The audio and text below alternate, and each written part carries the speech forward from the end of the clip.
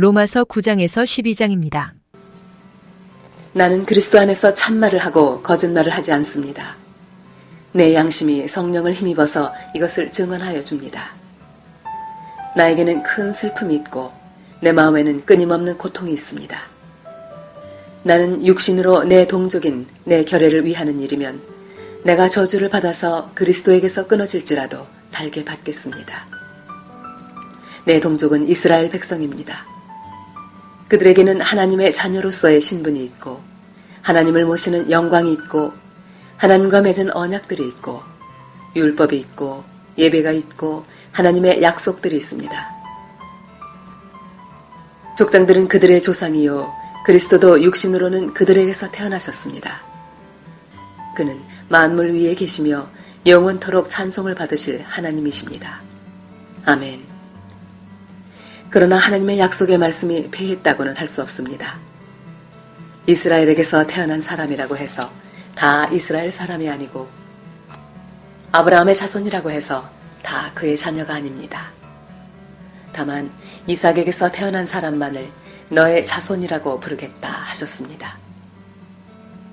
이것은 곧 육신의 자녀가 하나님의 자녀가 되는 것이 아니라 약속의 자녀가 참 자손으로 여겨지리라는 것을 뜻합니다. 그 약속의 말씀은 내년에 내가 다시 올 때쯤에는 사라에게 아들이 있을 것이다 한 것입니다. 그뿐만 아니라 리브가도 우리 조상 이삭 한 사람에게서 쌍둥이 아들을 수태하였는데 그들이 태어나기도 전에 무슨 선이나 악을 행하기도 전에 택하심이라는 원리를 따라 세우신 하나님의 계획이 살아있게 하시려고 또 이러한 일이 사람의 행위에 근거하는 것이 아니라 부르시는 분께 달려있음을 나타내시려고 하나님께서 리브가에게 말씀하시기를 형이 동생을 섬길 것이다 하셨습니다. 이것은 성경에 기록된 바 내가 야곱을 사랑하고 에서를 미워하였다 한 것과 같습니다. 그러면 우리가 무엇이라고 말을 해야 하겠습니까? 하나님이 불공평하신 분이라는 말입니까? 그럴 수 없습니다. 하나님께서 모세에게 말씀하시기를 내가 긍휼히 여길 사람을 긍휼히 여기고 불쌍히 여길 사람을 불쌍히 여기겠다 하셨습니다. 그러므로 그것은 사람의 의지나 노력에 달려있는 것이 아니라 하나님의 자비에 달려 있습니다. 그래서 성경에 바로를 두고 말씀하시기를 내가 이 일을 하려고 너를 세웠다. 곧 너로 말미암아 내 능력을 나타내고 내 이름을 온 땅에 전파하게 하려는 것이다 하셨습니다. 그러므로 하나님께서는 긍휼히 여기시고자 하는 사람을 긍휼히 여기시고 완악하게 하시고자 하는 사람을 완악하게 하십니다. 그러면 그대는 내게 이렇게 말할 것입니다. 그렇다면 어찌하여 하나님께서는 사람을 책망하시는가? 누가 하나님의 뜻을 거역할 수 있다는 말인가? 오 사람아, 그대가 무엇이기에 하나님께 감히 말대답을 합니까? 만들어진 것이 만드신 분에게 어찌하여 나를 이렇게 만들었습니까? 하고 말할 수 있습니까? 토기장이에게 흙 한 덩이를 둘로 나누어서 하나는 귀한 데 쓸 그릇을 만들고 하나는 천한 데 쓸 그릇을 만들 권리가 없겠습니까? 하나님께서 하신 일도 마찬가지입니다. 하나님께서 진노하심을 보이시고 권능을 알리시기를 원하시면서도 멸망받게 되어 있는 진노의 대상들에 대하여 꾸준히 참으시면서 너그럽게 대해주시고 영광을 받도록 예비하신 자비의 대상들에 대하여 자기의 풍성하신 영광을 알리시고자 하셨더라도 어떻다는 말입니까? 하나님께서는 우리를 부르시되 유대 사람 가운데서만이 아니라 이방 사람 가운데서도 부르셨습니다. 그것은 하나님이 호세아의 글 속에서 하신 말씀과 같습니다. 나는 내 백성이 아닌 다른 사람을 내 백성이라고 하겠다. 내가 사랑하지 않던 백성을 사랑하는 백성이라고 하겠다. 너희는 내 백성이 아니다 하고 말씀하신 그곳에서 그들은 살아계신 하나님의 자녀라고 일컬음을 받을 것이다. 그리고 또 이사야는 이스라엘을 두고 이렇게 외쳤습니다. 이스라엘 자손의 수가 바다의 모래와 같이 많을지라도 남은 사람만이 구원을 얻을 것이다. 주님께서는 그 말씀하신 것을 온전히 그리고 조속히 온 땅에서 이루실 것이다. 그것은 또한 이사야가 미리 말한 바 만군의 주님께서 우리에게 씨를 남겨주지 않으셨더라면 우리는 소돔과 같이 되고 고모라와 같이 되었을 것이다 한 것과 같습니다. 그러면 우리가 무엇이라고 말해야 하겠습니까? 의의를 추구하지 않은 이방 사람들이 의의를 얻었습니다. 그것은 믿음에서 난 의의입니다. 그런데 이스라엘은 의의 율법을 추구하였지만 그 율법에 이르지 못하였습니다. 어찌하여 그렇게 되었습니까? 그들은 믿음에 근거하여 의에 이르려고 한 것이 아니라 행위에 근거하여 의에 이르려고 했기 때문입니다. 그들은 걸림돌에 걸려 넘어진 것입니다. 그것은 성경에 기록한 바와 같습니다. 보아라, 내가 시온에 부딪히는 돌과 걸려 넘어지게 하는 바위를 둔다.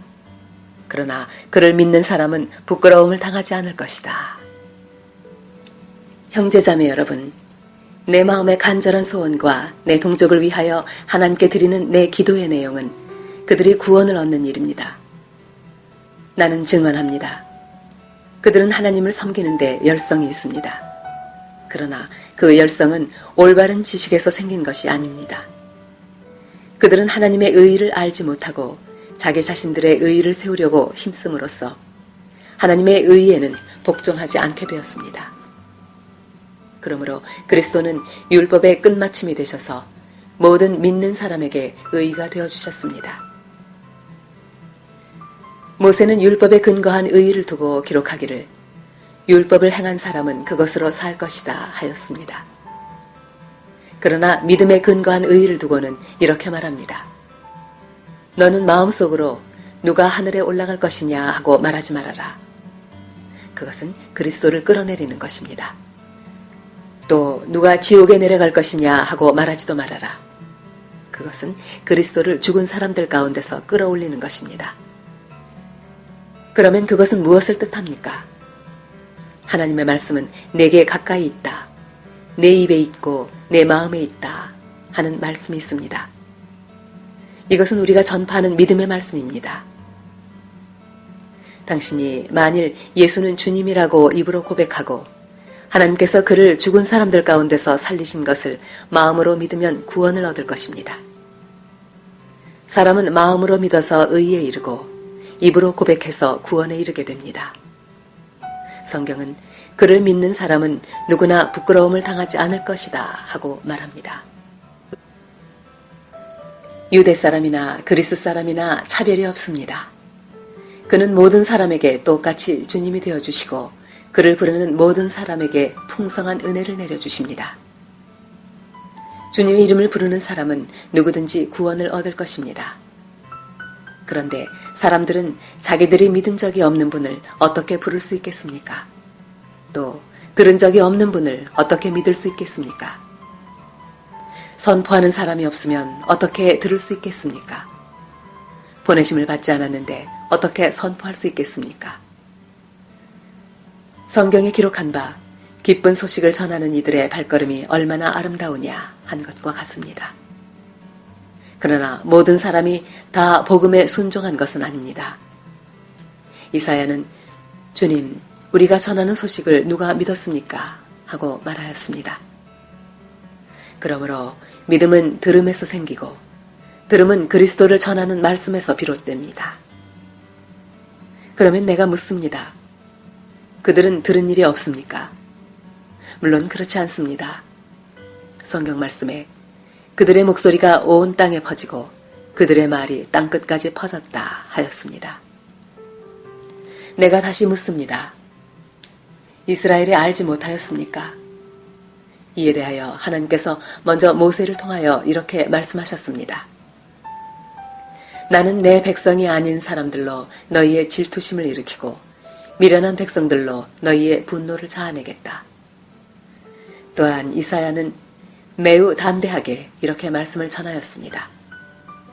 나를 찾지 않는 사람들을 내가 만나주고 나를 구하지 않는 사람들에게 내가 나타났다. 또한 이사야는 하나님께서 이스라엘을 보고 복종하지 않고 거역하는 백성에게 나는 온종일 내 손을 내밀었다 하신 말씀을 선포하였습니다. 그러면 내가 묻습니다. 하나님께서 자기 백성을 버리신 것은 아닙니까? 그럴 수 없습니다. 나도 이스라엘 사람이요 아브라함의 후손이요 베냐민 지파에 속한 사람입니다. 하나님께서는 미리 아신 자기 백성을 버리지 않으셨습니다. 여러분은 성경이 엘리야를 두고 하신 말씀을 알지 못합니까? 그가 이스라엘을 고발하여 하나님께 이렇게 호소하였습니다. 주님, 그들은 주님의 예언자들을 죽이고 주님의 제단들을 헐어버렸습니다. 남은 것은 나 혼자밖에 없는데 그들은 내 목숨마저 찾고 있습니다. 그런데 하나님께서는 그에게 어떻게 대답하셨습니까? 내가 바알에게 무릎을 꿇지 않은 사람 7,000명을 내 앞에 남겨두었다 하셨습니다. 이와 같이 지금 이 시기에도 은혜로 택하심을 입은 사람들이 남아 있습니다. 은혜로 된 것이면 행위에 근거한 것이 아닙니다. 그렇지 않으면 그 은혜는 이미 은혜가 아닙니다. 그러면 무슨 결과가 생겼습니까? 이스라엘 백성은 찾던 것을 얻지 못하였지만 택하심을 받은 사람들은 그것을 얻었습니다. 그리고 그 나머지 사람들은 완고해졌습니다. 성경이 이렇게 기록한 바와 같습니다. 하나님께서 그들에게는 혼미한 영을 주셨으니 오늘까지 그들은 눈이 있어도 보지 못하고 귀가 있어도 듣지 못한다. 다윗도 다음과 같이 말하였습니다. 그들의 밥상이 그들에게 올무가 되고 덫이 되게 하여 주십시오. 그들이 걸려 넘어지고 보복을 받게 하여 주십시오. 그들의 눈이 어두워져서 보지 못하게 되도록 하여 주십시오. 그들의 등이 언제나 굽어있게 하여 주십시오. 그러면 내가 묻습니다. 이스라엘이 걸려 넘어져서 완전히 쓰러져 망하게끔 되었습니까? 그럴 수 없습니다.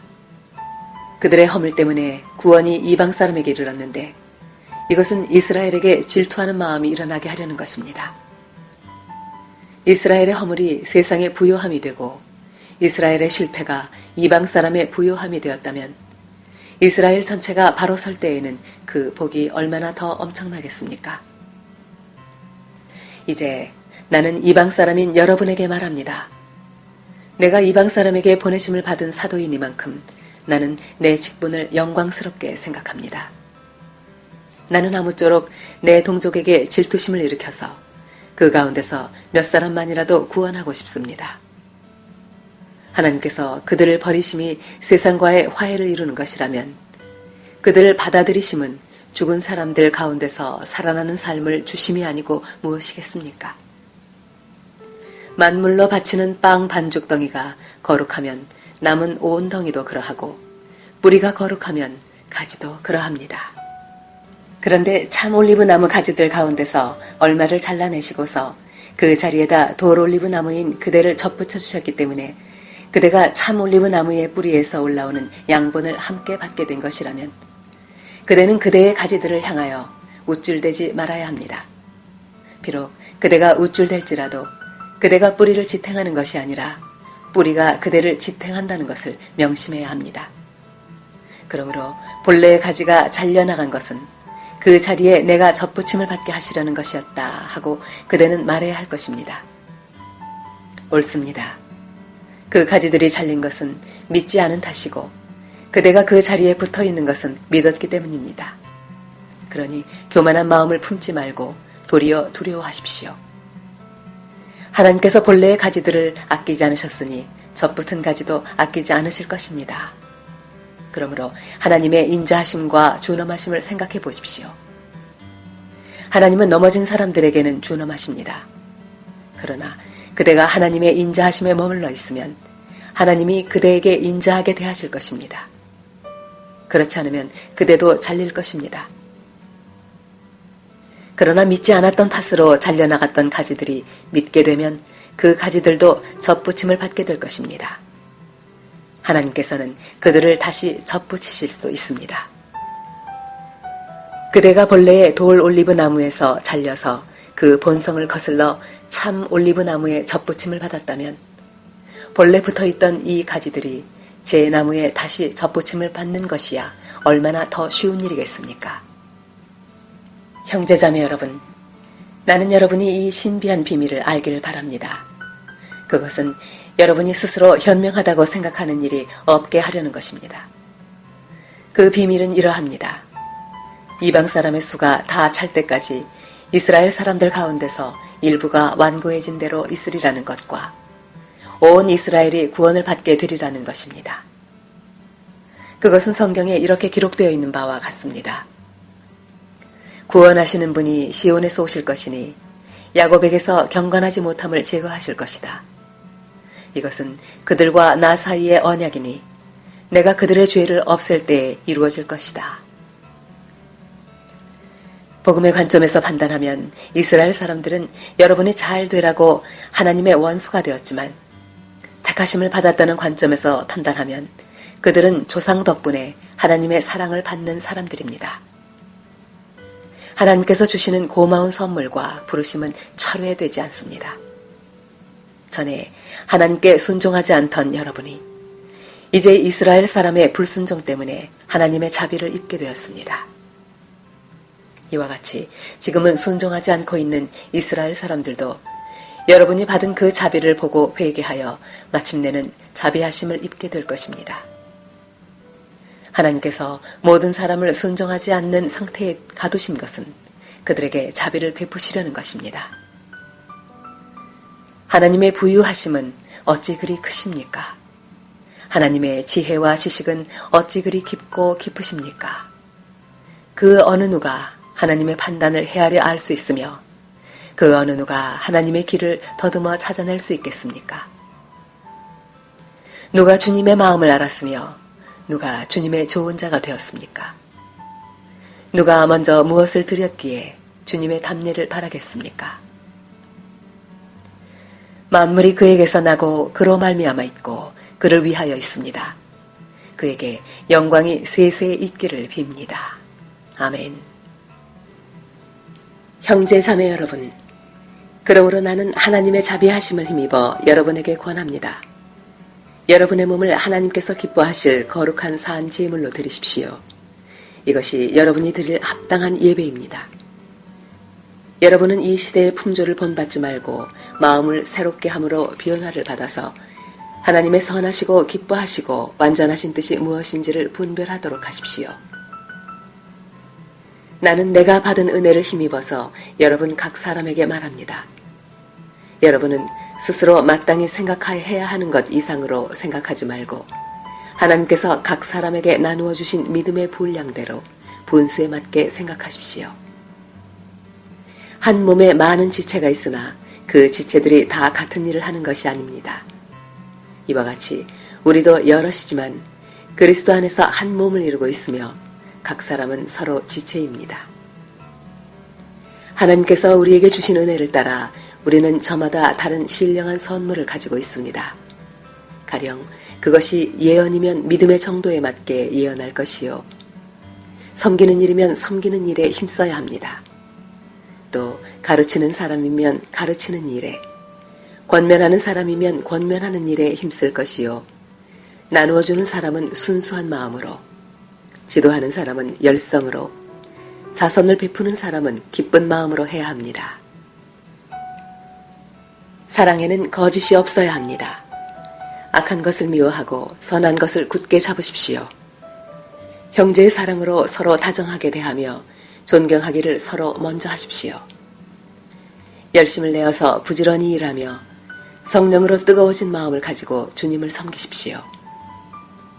소망을 품고 즐거워하며 환난을 당할 때 참으며 기도를 꾸준히 하십시오. 성도들이 쓸 것을 공급하고 손님 대접하기를 힘쓰십시오. 여러분을 박해하는 사람들을 축복하십시오. 축복을 하고 저주를 하지 마십시오. 기뻐하는 사람들과 함께 기뻐하고 우는 사람들과 함께 우십시오. 서로 한 마음이 되고 교만한 마음을 품지 말고 비천한 사람들과 함께 사귀고 스스로 지혜가 있는 채 하지 마십시오. 아무에게도 악을 악으로 갚지 말고 모든 사람이 선하다고 생각하는 일을 하려고 애쓰십시오. 여러분 쪽에서 할 수 있는 대로 모든 사람과 더불어 화평하게 지내십시오. 사랑하는 여러분, 여러분은 스스로 원수를 갚지 말고 그 일은 하나님의 진노하심에 맡기십시오. 성경에도 기록하기를 원수 갚는 것은 내가 할 일이니 내가 갚겠다고 주님께서 말씀하신다 하였습니다. 내 원수가 줄이거든 먹을 것을 주고 그가 목말라 하거든 마실 것을 주어라. 그렇게 하는 것은 내가 그의 머리 위에다가 숯불을 쌓는 셈이 될 것이다 하였습니다. 악에게 지지 말고 선으로 악을 이기십시오.